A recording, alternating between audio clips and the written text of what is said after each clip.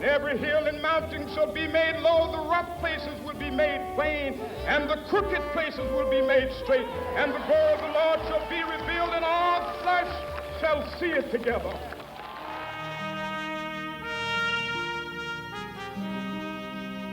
We have not even to risk the adventure alone, for the heroes of all time have gone before us.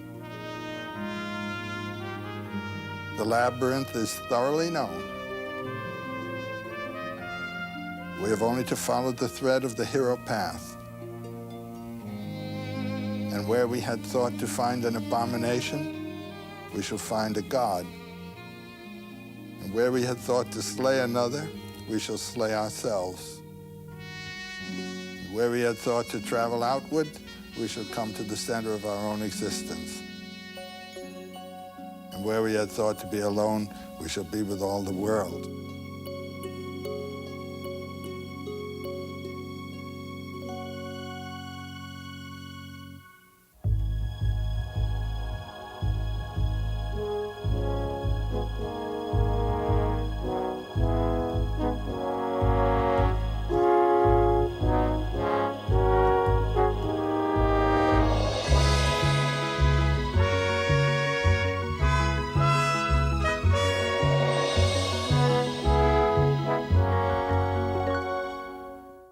Joseph Campbell on the hero's adventure. He was the teacher everyone would like to have.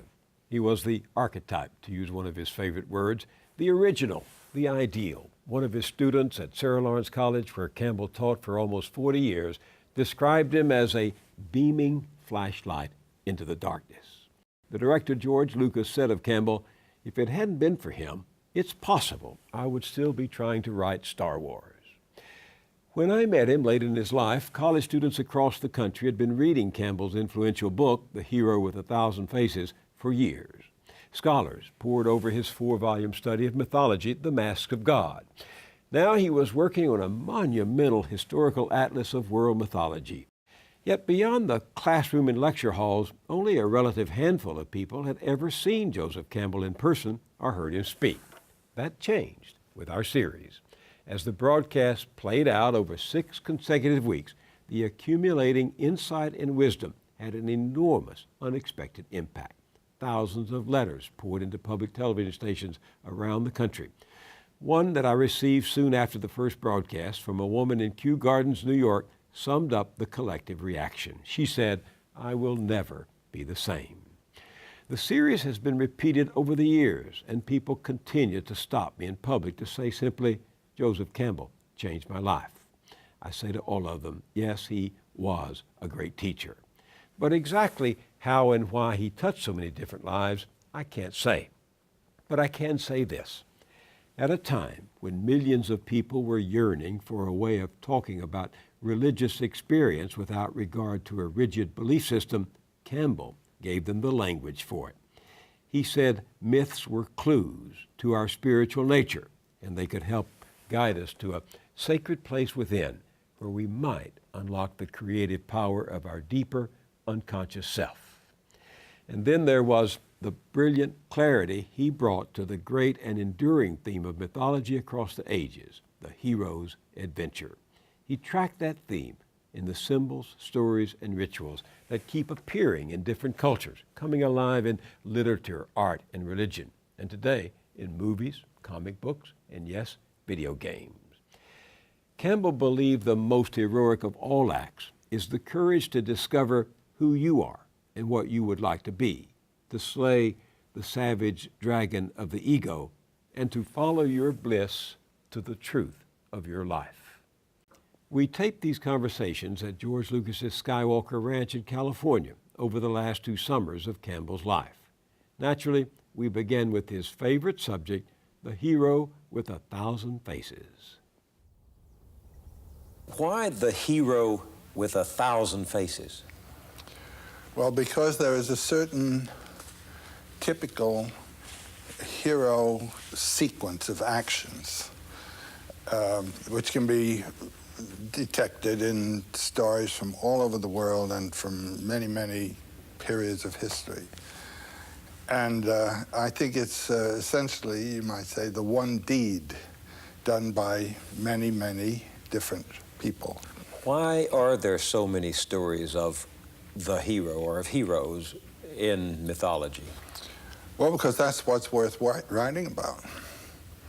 I mean, even in popular novel writing, you see, the main character is a hero or a heroine. That is to say, someone who has found or achieved or done something beyond the normal range of achievement and experience.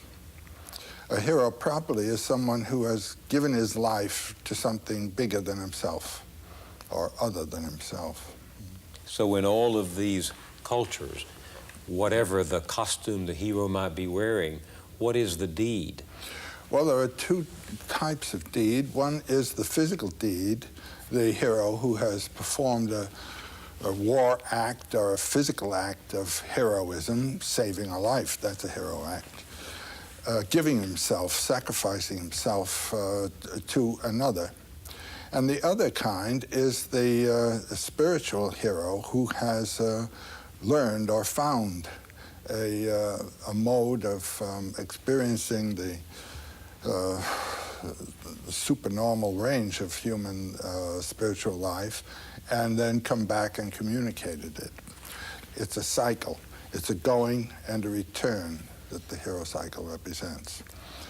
But then this can be seen also in the simple initiation ritual, where a child has to give up his childhood and become an adult, has to die, you might say, to its infantile personality and psyche, and come back as a self-responsible adult. It's a fundamental experience that everyone has to undergo. We're in our childhood for at least 14 years, and then to get out of that posture of dependency, psychological dependency, into one of psychological self-responsibility requires a death and resurrection. And that is the basic motif of the hero journey. Leaving one condition, finding the source of life to bring you forth in a richer or more mature or other condition. So that if we happen not to be heroes in the grand sense of redeeming society, we have to take that journey ourselves, spiritually, psychologically, inside us. That's right.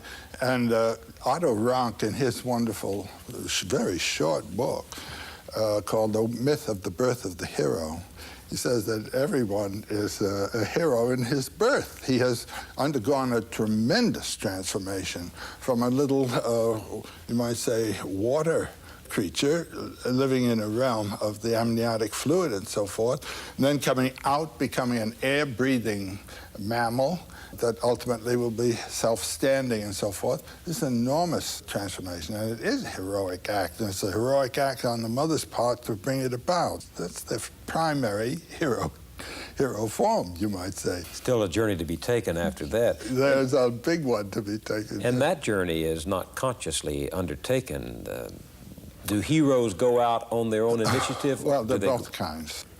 A very common one that appears in Celtic myths of someone who has followed the lure of a deer or animal that he has been following, and then carries him into a range of forest and landscape that he's never been in before. And then the animal will undergo a transformation and become the queen of the fairy hills or something like that. That is one of not knowing what you're doing. You suddenly find yourself in full career of an adventure. There's another one where one sets out responsibly and intentionally to perform the deed. For instance, when Ulysses' son, Telemachus, was called by Athene, "Go find your father." That father quest is a major hero adventure for young people. That is the adventure of finding what your career is, what your nature is, what your source is. He undertakes that intentionally. Then there's one into which you are thrown and pitched. For instance, being drafted into the army. You didn't intend it, they are in. Hey! You're in another transformation. You've undergone a death and resurrection. You put on a uniform. You're another creature. So does the heroism have a moral objective? The moral objective is that of saving a people or saving a person or saving an idea. He is sacrificing himself for something. That's the morality of it. Now, you, from another position, might say that something was something that should not have been realized, you know. That's a judgment from another side. But it doesn't destroy the heroism of what was done. Absolutely not. Well, that's a different angle on heroes than I got when I was reading as a young boy the story of Prometheus going after the fire and bringing it back and benefiting humanity and suffering for it. I mean, Prometheus brings fire to mankind and consequently civilization. That's, by the way, a universal theme. Oh, it is? The hero, the fire theft theme usually with a relay race after it. Often it's blue jay or woodpecker or something like this that steals the fire and then passes it on to something else and something else, one animal after another. And they're burned by the fires as they're carrying it on, and that accounts for the different colorings of animals and so forth. It's a worldwide myth, the fire theft. Do these stories of the hero vary from culture to culture? Well, it's the degree of the illumination that, or action that makes him different. There is a typical early culture hero who goes around slaying monsters. Now that is in the period of history when man is shaping his world out of a wild, savage, unshaped world. Well, it has another shape, but it's not the shape for man. He goes around killing monsters. So the hero evolves over time, like most other concepts and ideas. And well, he evolves as the culture evolves. Yeah. Now, Moses is a hero figure. In his ascent of the mountain, his meeting with Yahweh on the summit of the mountain, and coming back with the rules for the formation of a whole new society. That's the hero act. Departure, fulfillment, return. And on the way, there are adventures that can be paralleled also in other traditions. Now, the Buddha figure, it's like that of the Christ. Of course, 500 years earlier, you could match those two traditions right down the line, even to the characters of their apostles or their monks. Christ, now there's a perfectly good hero deed formula represented there. And he undergoes 3 temptations. The economic temptation, where the devil says, "You look hungry, young man, change the stones to bread." Jesus said, "Man lives not by bread alone, but every word from the mouth of God." Next, we have the political temptation. He's taken to the top of a mountain and shown the nations of the world and says, "You can come into control of all these if you'll bow to me." And then, "No, you're so spiritual. Let's go up to the top of Herod's temple and see you cast yourself down, and God will bear you up and you won't even bruise your heel." So he says, "You shall not tempt the Lord your God." Those are the 3 temptations of Christ in the desert. The Buddha also goes into the forest, has conferences with the leading gurus of the day, and goes past them. Comes to the Bo tree, the tree of illumination, undergoes 3 temptations. They're not the same temptations, but they are 3 temptations. And one is that of lust, another is that of fear, and another is that of social duty, doing what you're told. And then both of these men come back and they choose disciples who help them establish a new way of consciousness in terms of what they have discovered there. These are the same hero deeds. These are the spiritual hero deeds. Moses, the Buddha, Christ, Muhammad literally, and we know this about him. He was a camel caravan master, but he would leave his home and go out into a little mountain cave that he found and meditate and meditate and meditate and meditate. And one day a voice says, "Write," and we have the Quran, you know. It's an old story. Sometimes it seems to me that we ought to feel pity for the hero instead of admiration. So many of them have sacrificed their own needs. They all have. And very often what they accomplish is shattered by the inability of the followers to see. Yeah. You come out of the forest with gold and it turns to ashes. That's another motif that occurs. In this culture of easy religion, cheaply achieved, it seems to me we've forgotten that all three of the great religions teach that the trials of the hero journey are a significant part of it, that there's no reward without renunciation and without a price. The Quran speaks, do you think that you shall enter the garden of bliss without such trials as come to those who passed before you? Well, if you realize what the real problem is, and that is of losing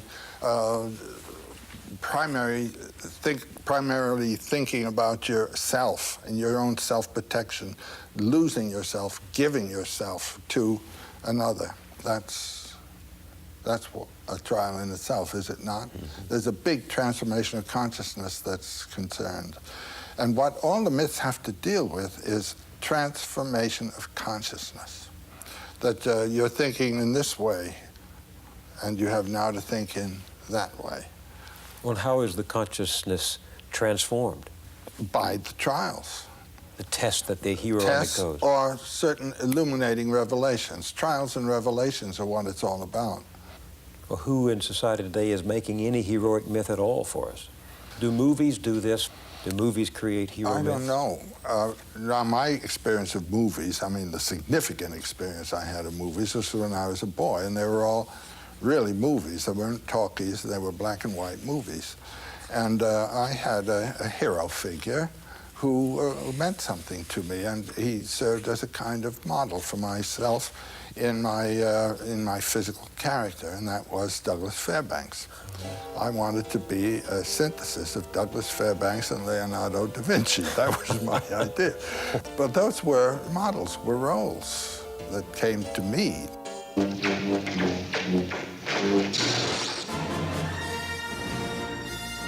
Does a movie like Star Wars fill some of that need for the spiritual adventure, for the hero? Oh, it's perfect. It does the cycle perfectly. It's not simple morality play. It has to do with the powers of life and their inflection through the action of man. One of the wonderful things I think about this adventure into space is that the narrator, the artist, the one thinking up the story, is in a field that is not covered by our own knowledges, you know. There was much of the adventure in the old stories is where they go into regions that no one's been in before. Well, we've now conquered the planet, so there are no empty spaces for the imagination to go forth and fight its own war, you know, with powers. And that was the first thing I felt there. There's a whole new realm for the imagination to open out and live its forms. Do you, when you look at something like Star Wars, recognize some of the themes of the hero throughout mythology? Well, I think that George Lucas was using standard mythological figures. The old man as the advisor. Well, specifically, what he made me think of is the Japanese sword master. Remember, a Jedi can feel the Force flowing through him. I've known some of those people, and this man has a bit their character. Well, there's something mythological, too, isn't there, in the sense that the hero is helped by this stranger who shows up and gives him some instrument, a sword or a sheaf of light, shaft of light. He gives him not only a physical instrument, but a psychological commitment and a psychological center. This time, let go your conscious self and act on instinct. Well, he had him exercising with that strange weapon and then pulled the mask over. That's real Japanese stuff.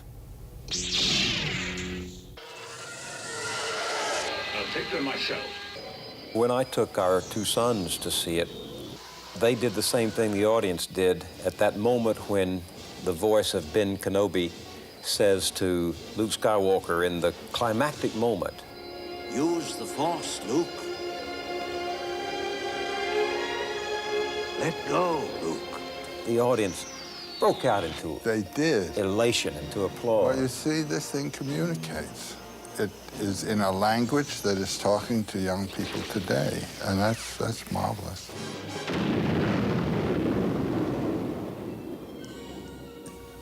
So the hero goes for something. He doesn't just go along for the ride. He's not a mere adventurer. Well, a serendipitous adventure can take place also. You know what the word serendipity comes from? It comes from the Sanskrit, serendvipa, the Isle of Silk, which was formerly the name of Ceylon. And it's a story about a family that's just rambling on its way to Ceylon, and all these adventures take place. So you can have the serendipitous adventure as well.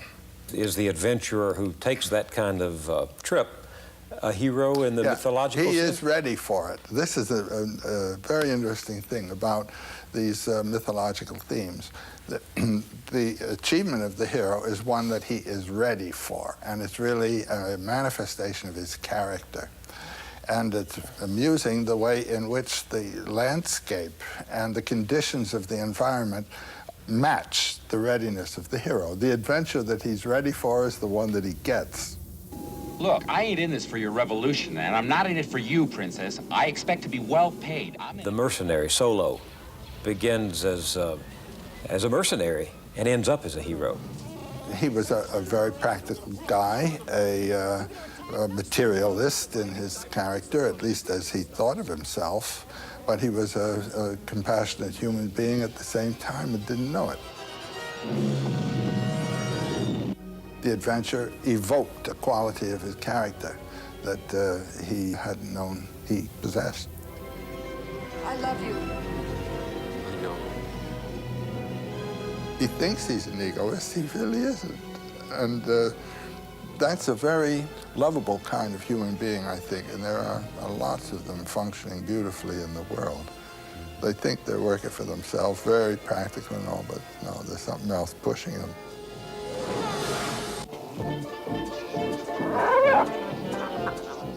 What did you think about the scene in the bar? That's my favorite, not only in this piece, but of many, many pieces I've ever seen.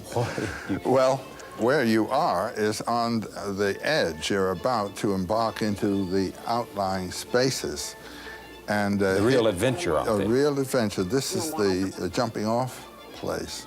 And there is where you meet people who've been out there, and they run the machines that go out there, and you haven't been there. It reminds me a little bit in Robert Louis Stevenson's Treasure Island.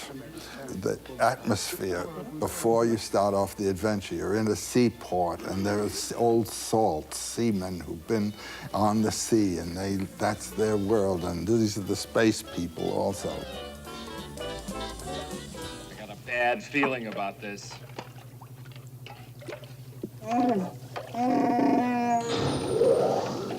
The walls are Don't just stand there, try and brace it with something. But my favorite scene was when they were in the garbage compactor and the walls were closing in, and I thought, that's like the belly of the whale that Joe That's Campbell... what it is. Yeah, that's where they were. They were down in the belly of the whale. What's the mythological significance of the belly? It's the descent into the dark. Jonah in the whale. I mean, that's a standard motif of going into the whale's belly and coming out again. Why must the hero do that? The whale represents the personification, you might say, of all that is in the unconscious. In reading these things psychologically, water is the unconscious. The creature in the water would be the dynamism of the unconscious, which is dangerous and powerful and has to be controlled by consciousness. The first stage in the hero adventure, when he starts off on adventure, is leaving the realm of light, which he controls and knows about, and moving toward the threshold. And it's at the threshold that the monster of the abyss comes to meet him. And then there are 2 or 3 results. One, the hero is cut to pieces and descends into the abyss in fragments to be resurrected, or he may kill the dragon power, as Siegfried does when he kills the dragon. But then he tastes the dragon blood. That's say he has to assimilate that power. And when Siegfried has killed the dragon and tasted the blood, he hears the song of nature. He has transcended his humanity, you know, and associated himself with the powers of nature, which are the powers of our life, from which our mind removes us. You see, this thing up here, this consciousness thinks it's running the shop. It's a secondary organ. It's a secondary organ of a total human being, and it must not put itself in control. It must submit and serve the humanity of the body. Join me, and I will complete your training. When it does put itself in control, you get this father, the man who's gone over to the intellectual side. I'll never join you! If you only knew the power of the dark side. He isn't thinking or living in terms of humanity, he's living in terms of a system.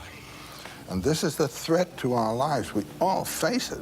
We all operate in our society in relation to a system. Now, is the system going to eat you up and relieve you of your humanity?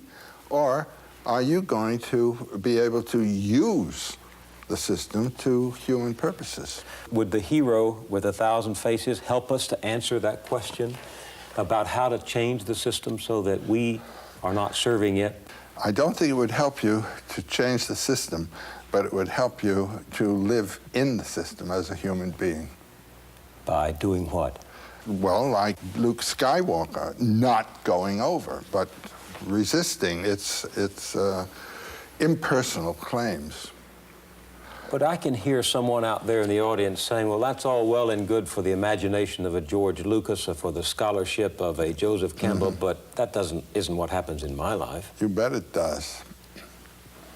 If the person doesn't listen to the demands of his own spiritual and heart life and insists on a certain program, you're going to have a schizophrenic crack-up. The person has put himself off-center. He has aligned himself with a programmatic life, and it's not the one the body's interested in at all. And the world's full of people who have stopped listening to themselves. In my own life, I've had many opportunities to commit myself to a system and to go with it and to obey its requirements. My life has been that of a maverick. I would not submit. You really believe that the creative spirit ranges on its own out there beyond the boundaries? Yeah, I do. Something of the hero in that. I don't mean to suggest that you see yourself as a hero. No, I don't, but I see myself as a maverick. So perhaps the hero lurks in each one of us when we don't know it. Well, yes. I mean, our life evokes our character, and you find out more about yourself as you go on.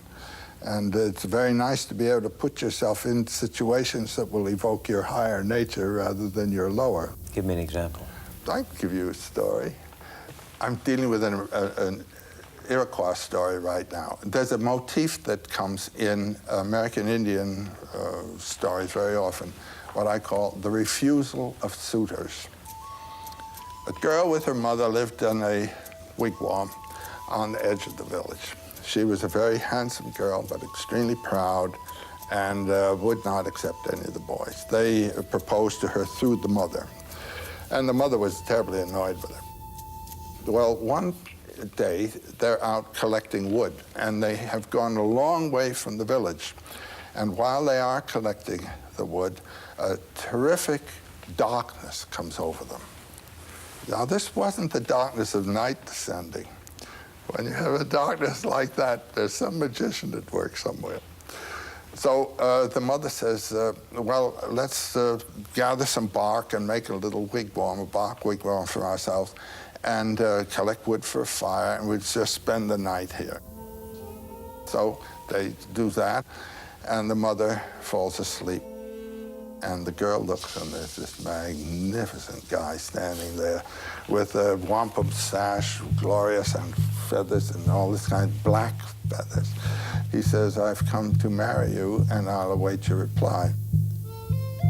She accepts the guy, and the mother accepts the man. And he gives the mother the wampum belt to prove that he's serious about all this.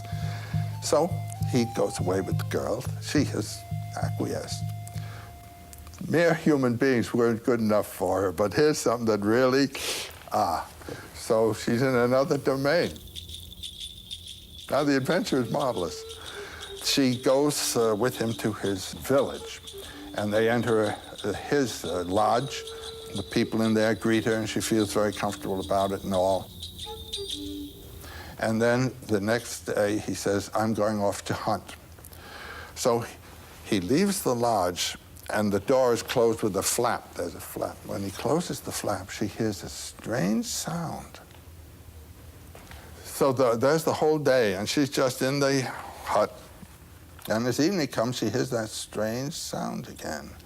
And the door flap is flung off, and in comes this prodigious serpent with his tongue darting, and he puts his head in her lap and says, "Now you must search my head for lice," and things like that. And she finds all kinds of horrible things there and kills them all. And then he withdraws, and in a moment, after the gate door has been closed, it opens again, and in he comes, the same beautiful young man again, and said, "Were you afraid of me when I came in just now?" No, she said she wasn't at all afraid. Next day, he goes off to hunt. And then she leaves the lodge to gather wood. And the first thing she sees is an enormous serpent basking on the rocks. And then another, and then another.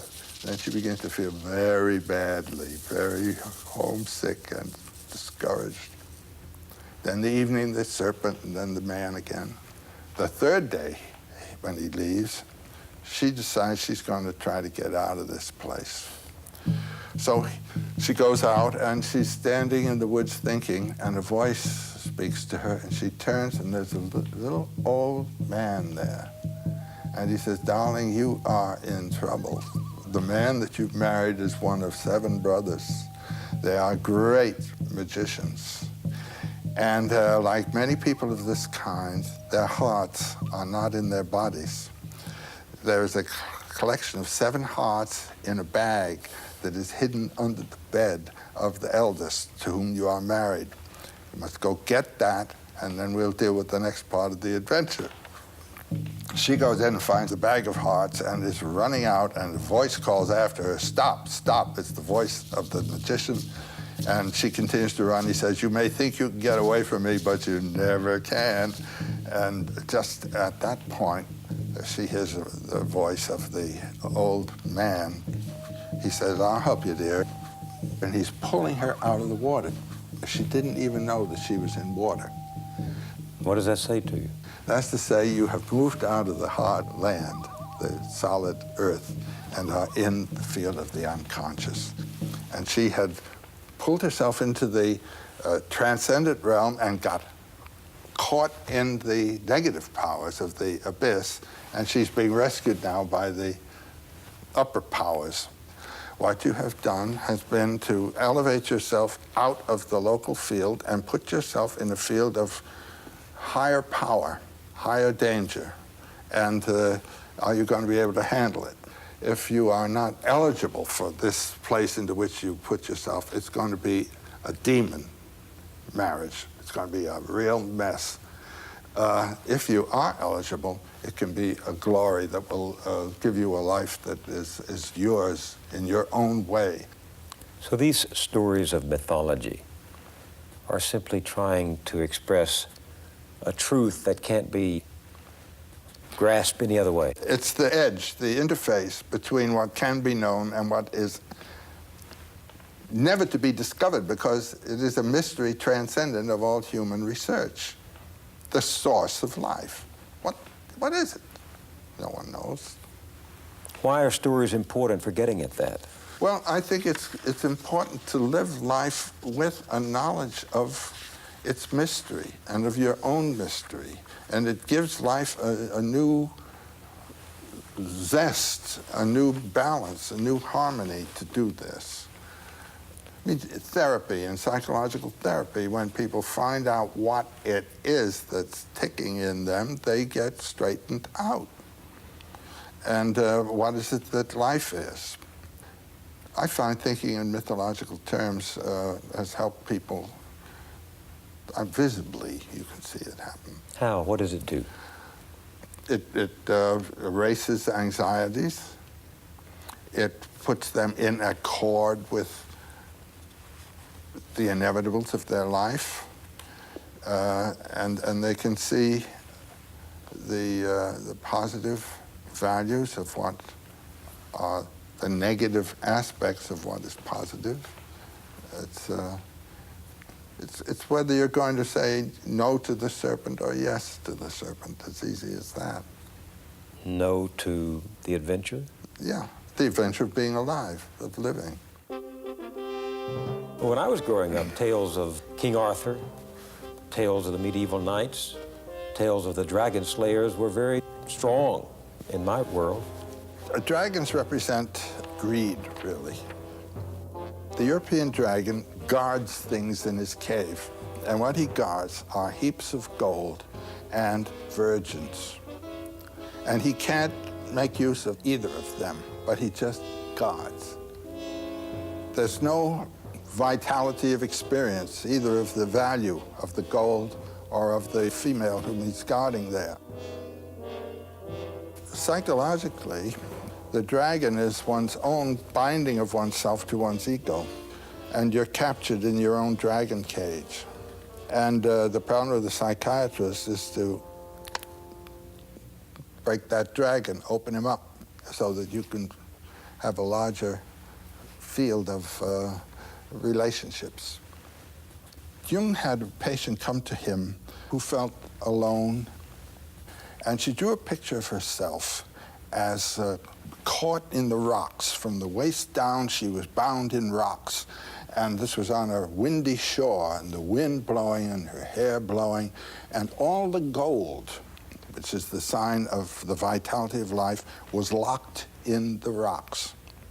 And the next picture that he had her draw had followed something he had said to her. Suddenly, a lightning flash hit the rocks, and the gold came pouring out. And then she found reflected on rocks round about the gold. And there was no more gold in the rocks. It was all available on the top. And in the conferences that followed, those patches of gold were identified. They were her friends. She wasn't alone. But she had locked herself in her own little room and life, but she had friends. Do you see what I'm meaning? This is killing the dragon. And you have fears and things. This is the dragon. That's exactly what that's all about. At least the European dragon. Chinese dragon is different. What is it? It represents the vitality of the swamps, and the dragon comes out beating his belly and saying, ha, ha, ha, ha, ha. You know, that's another kind of dragon. And he's the one that yields the bounty and the waters and all that kind of thing. He's the great, glorious thing. But this is the negative one that cuts down. So what you're saying is if there are not dragons out there, and there may not be... The real dragon is in you. And what is that real dragon? That's your ego holding you in. What's my ego? What I want, what I believe, what I can do, what I think I love, and all that. What I regard as the aim of my life and so forth. It might be too small. It might be that which pins you down. And if it's simply that of doing what the environment tells you to do, it certainly is pinning you down. And so the environment is your dragon as it reflects within yourself. How do I slay? How do you? Slay that dragon in me. What's the journey I have to make, you have to make, each of us has to make? You talk about something called the soul's high adventure. My general formula for my students is follow your bliss. I mean, find where it is and don't be afraid to follow it. Can my bliss be my life's Well, love or my it life's will be work? your Is it my life. work or my life? Well, if the work that you're doing is the work that you chose to do because you are enjoying it, that's it. But if you think, oh, gee, I couldn't do that, you know, that's your dragon that's locking you in. Oh, no, I couldn't be a writer. Oh, no, I couldn't do what so-and-so is doing. Unlike the classical heroes, we're not going on our journey to save the world, but to save ourselves. And in doing that, you save the world. I mean, you do. The influence of a vital person vitalizes. There's no doubt about it. The world is a wasteland. People have the notion of saving the world by shifting it around and changing the rules and so forth. And no, any world is a living world if it's alive. And the thing is to bring it to life. And the way to bring it to life is to find in your own case where your life is and be alive yourself, it seems to me. That's the power of the teacher, isn't it? To bring vitality to others, to make others see the vitality in them, children. Well, it happens. That's one of the delights of teaching. I mean, when you're not teaching in order to have an easy job, but because you really have something to teach and you love young people and you want to give what you've got found to them. And to see them come alive is the reward of teaching. But you say I have to take that journey and go down there and slay those dragons. Do I have to go alone? If you have someone who can help you, that's fine too. But ultimately, the last trick has to be done by you. In all of these journeys of mythology, there's a place everyone wishes to find. What is it? The Buddhists talk of nirvana. Jesus talks of peace. There's a place of rest and repose. Is that typical of the hero's journey? That there's a place to find? That's a place in yourself of rest. Now this I know a little bit about from athletics. The athlete who is in championship form has a quiet place in himself. And it's out of that his action comes. If he's all in the action field, he's not performing properly. There's a center out of which you act. And Jean, my wife, a dancer, tells me that in dance this is true too. There's the center that has to be known and held. There it's quite physically recognized by the person. But unless this center has been found, you're torn apart. Tension comes. Now, the Buddha's word is nirvana. Nirvana is a psychological state of mind. It's not a place like heaven. It's not something that's not here. It is here in the middle of the turmoil, what's called samsara, the whirlpool of life conditions. That nirvana is what?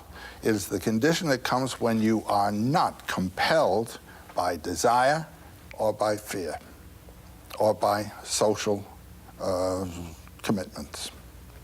When you hold your center and act out of there. And like all heroes, the Buddha doesn't show you the truth, the illumination. He shows you the way to. The way. But it's got to be your way, too. I mean, how should I get rid of fear? The Buddha can't tell me how I'm going to do it. There are exercises that different teachers will give you, but they may not work for you. All a teacher can do is give you a clue of the direction. He's like a lighthouse that says there are rocks over here and steer clear. You talk a lot about consciousness. Yes. Most people hear that term and, like me, have only a veiled understanding of it. What is it? Jean and I are living in Hawaii, and we're living right by the ocean, and we have a little lanai, a little porch, and there's a coconut tree that grows up through that porch, and it goes on up. And there's a kind of vine plant, a big powerful thing with leaves like this, that has grown up the coconut tree. Now that plant sends forth little feelers to go out and clutch the plant. And it knows where the plant is and what to do, and where the tree is. And it grows up like this, and it opens a leaf, and that leaf immediately turns to where the sun is. Now, you can't tell me that leaf doesn't know where the sun is going to be. All of the leaves go just like that, what's called heliotropism, turning toward where the sun is. That's a form of consciousness. There is a plant consciousness. There is a animal consciousness. And we share all of these things. You eat certain foods, and the bile knows whether there's something there for it to go to work on. I mean, this whole thing is consciousness. I begin to feel more and more that the whole world is conscious. Certainly the vegetable world is conscious. And when you live in the woods, as I did as a kid, you can see all these different consciousnesses relating to themselves. Now, it is a part of the sort of Cartesian mode to think of consciousness as being something peculiar to the head, that this is the organ originating consciousness. It isn't. It's an organ that inflects consciousness to a certain direction, a certain set of purposes. But there's a whole consciousness here in the body. And the whole living world is informed by consciousness. I have a feeling that consciousness and energy are the same thing somehow. Where you really see energy, there is consciousness. Scientists are beginning to talk quite openly about the Gaia principle. There you are, the whole planet as an organism. Mother Earth. And you see, if you will think of ourselves as coming out of the earth, rather than as being thrown in here from somewhere else, you know, thrown out of the earth, we are the earth. We are the consciousness of the earth. These are the eyes of the earth. And this is the voice of the earth. What else? How do we raise our consciousness? Well, that's a matter of what you are disposed to think about. And that's what meditations are for. And all of life is a meditation, most of it unintentional. A lot of people spend most of it in meditating on where their money's coming from and where it's going to go, but that's a level of meditation. Or if you have a family to bring up, you're concerned for the family. These are all perfectly very important concerns, but they have to do with physical conditions mostly, and spiritual conditions of the children, of course. But how are you going to communicate spiritual consciousness to the children if you don't have it yourself? So how do you get that? Then you think about the myths. What the myths are for is to bring us into a level of consciousness that is spiritual. Just for example, I walk off 52nd Street and 5th Avenue into St. Patrick's Cathedral. I've left a very busy city, and one of the most fiercely economically inspired cities on the planet. I walk into that cathedral, and everything around me speaks of spiritual mystery. The mystery of the cross, what's that all about there? The stained glass windows, which bring another atmosphere in. My consciousness has been brought up onto another level altogether. And I am on a different platform. And then I walk out, and I'm back in this one again. Now, can I hold something from that? Well, certain prayers or meditations that are associated with the whole context there. These are what are called mantras in India, little meditation themes that hold your consciousness on that level instead of letting it drop down here all the way. And then what you can finally do is to recognize that this is simply a lower level of that.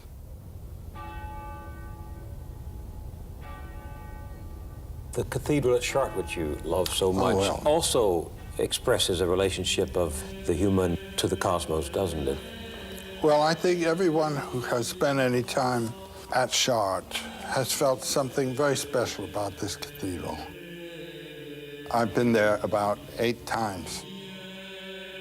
When I was a student in Paris, I went down there about 5 times and spent one whole weekend, and I identified and looked at every single figure in that cathedral. I was there so much that the concierge, this little old fellow who took care of the cathedral, he came to me one noontime and he said, would you like to go up with me and ring the bells? I said, I sure would.